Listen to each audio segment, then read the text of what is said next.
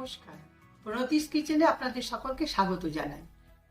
আজকে আমি নিয়ে এসেছি একটা নতুন ধরনের লোটে মাছের চপের রেসিপি। আপনারা অনেকেই চপের রেসিপি দেখেছেন এবং খেয়েছেনও, কিন্তু আমি যেভাবে আজকে বানাচ্ছি এরকম হয়তো আপনারা খাননি। মাছের চপ বানানোর জন্য যে উপকরণগুলো লাগছে সেগুলো হলো মাছ, ডিম, দুটো ডিম নিয়েছি, একটু কাসুরি মেথি, হলুদ, নুন এবং জিরের গুঁড়ো। আর লাগছে ব্রেড ক্রাশ, আর দুটো রসুন, দুটো পেঁয়াজ, কিছু কাঁচা লঙ্কা, আদা এবং গোলমরিচের গুঁড়ো আর সর্ষের তেল। প্রথমে মাছগুলোকে আমি নুন হলুদ মাখিয়ে নিচ্ছি ভালো করে।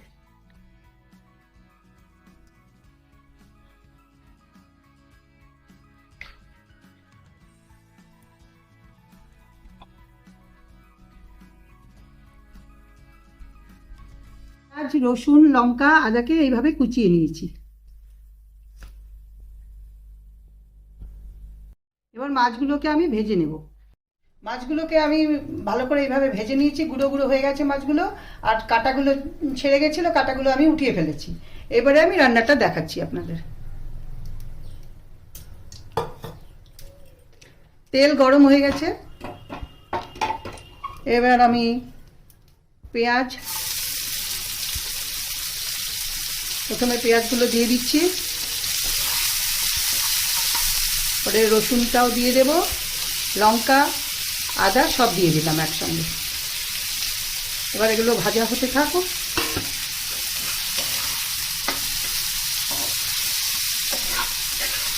রসুনগুলো হালকা ভাজা হয়ে গেছে, এবার আমি একে একে সব লবণ, হলুদ,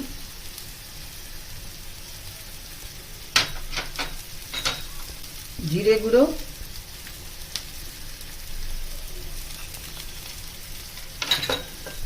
দিয়ে নাড়তে থাকলাম। একটু কষিয়ে নেব ভালো করে, তারপর অন্যগুলো দেব। প্রথমে বলতে ভুলে গেছিলাম, একটু ধনে গুঁড়োও দিয়ে দেবেন এর মধ্যে, আর একটু শুকনো লঙ্কা গুঁড়ো দেবেন।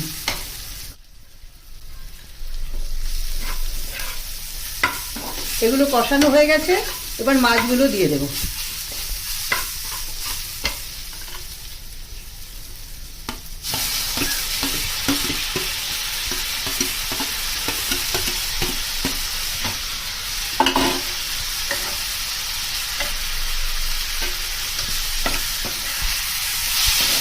এভাবে এইটাকে ভালো করে কষতে থাকবো।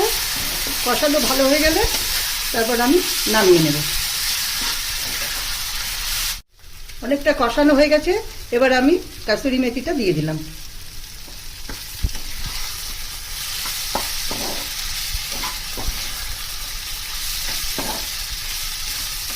ঠিক এইরকম পুরটাকে কষিয়ে নিলাম। পুরটা রেডি হয়ে গেল, এবার ডিমটাকে গলে উপরের কোটিংটা করব। এটা রেখে দিলাম। এবার পুরগুলো এরকম আমি শেপ দিয়ে নিলাম।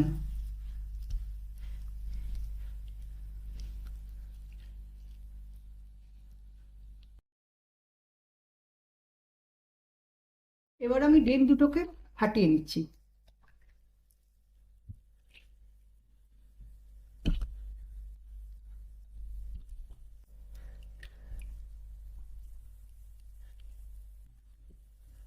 ডিমটাকে ভালো করে গুলে নেব।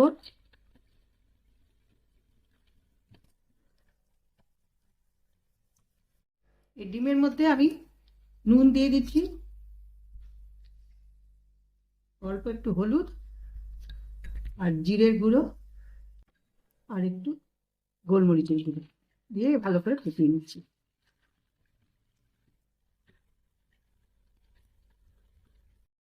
এবার আমি ডিমের গোলায় প্রথমে ডুবালাম, ডুবিয়ে এবার ব্রেড ক্রাশে ডুবালাম। এটাকে ভালো করে চুবিয়ে এবার আবার ডিমের গোলায় ঢুকাবো।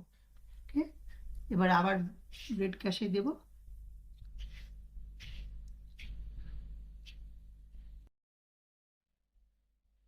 এভাবে আমি চপগুলো রেডি করছি।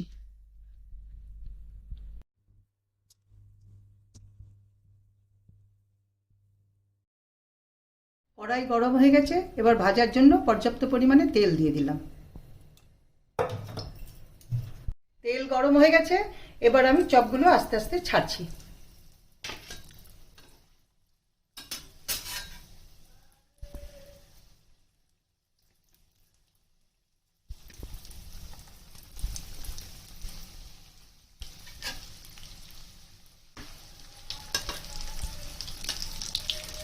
অল্প আঁচে চপগুলোকে ভালোভাবে ভেজে নেবেন, বেশি আঁচ থাকলে কিন্তু পুড়ে যাবে।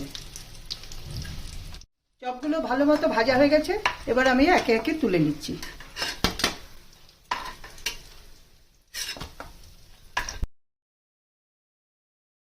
দেখুন কতটা মচমচে হয়েছে, কত সুন্দর হয়েছে ভেতরে।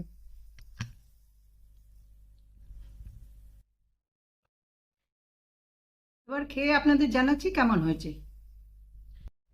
অসাধারণ হয়েছে। আপনারা প্রত্যেকে রান্না করুন, এইভাবে করে খেয়ে দেখুন এবং আমাকে কমেন্টে জানান। সাবস্ক্রাইব করুন এবং বেশি বেশি করে বন্ধুদের সঙ্গে শেয়ার করুন।